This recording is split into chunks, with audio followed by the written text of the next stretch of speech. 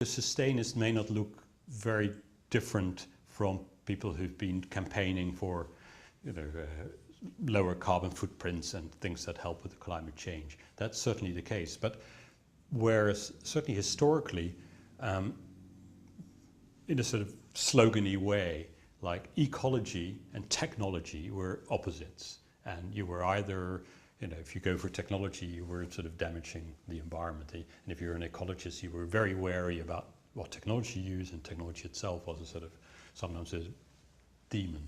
In a sustainist point of view, when with this accepting a complex word, accepting that we're at this juncture where all these things, connectivity and localism and sustain, are all part of our new culture, that these are no longer opposite. You can be, you have of course already a whole decades of history now of like green tech or eco tech, whatever.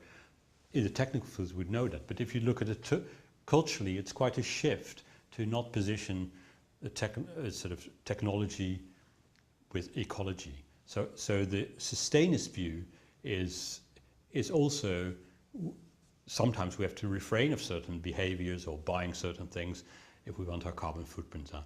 Sometimes we can have better technology and have a lower carbon footprint. So then the technology becomes not the problem, becomes the answer. I'm not arguing that there's always a technical fix, but that automatism that you can't use technology to get your carbon footprint down, you have to change your lifestyle.